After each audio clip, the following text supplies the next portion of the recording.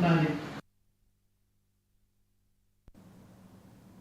భద్రాద్రి కొత్తగూడెం జిల్లా పాల్వంచ తెలంగాణ నగర సమీపంలో ఒక స్క్రాప్ దుకాణంలో అగ్ని ప్రమాదం చోటు చేసుకుంది. దాదాపుగా 10 కార్లు అగ్నికి ఆహుతయ్యాయి. భారీగా మంటలు అంటుకుని దట్టమైనటువంటి పొగలు ఎగిసిపడ్డాయి.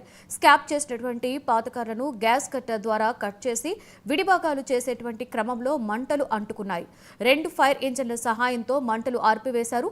దాదాపుగా 5 లక్షల మేర ఆస్తి నష్టం వాటిల్లిందని స్క్రాప్ వ్యాపారస్తుడు తెలియజేశారు.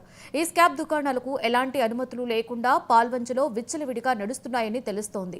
కనీసం ఏ ఒక్క స్కామ్ దుకాణానికి ఫైర్ సేఫ్టీ అయితే లేదు. అధికారుల నిర్లక్ష్యంతో స్కామ్ వ్యాపారులు రెచ్చిపోతున్నారని స్థానికులు చెబుతున్నారు.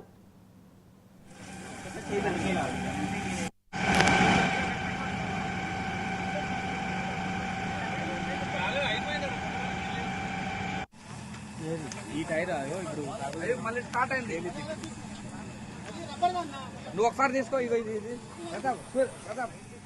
అవి మందికి ఒకసారి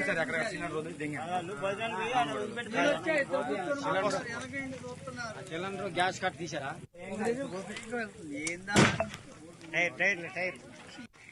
బాలాజీ నువ్వు బకెట్ చేశానంట, పోలీసు వాళ్ళు చేశానంట.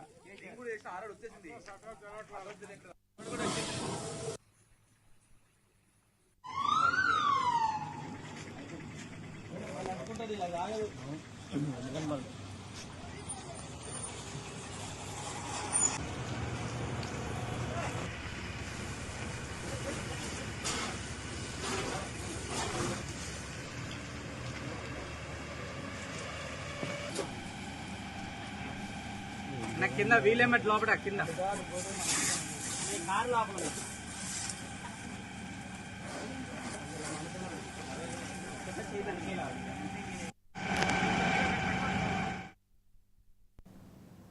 Sun Risers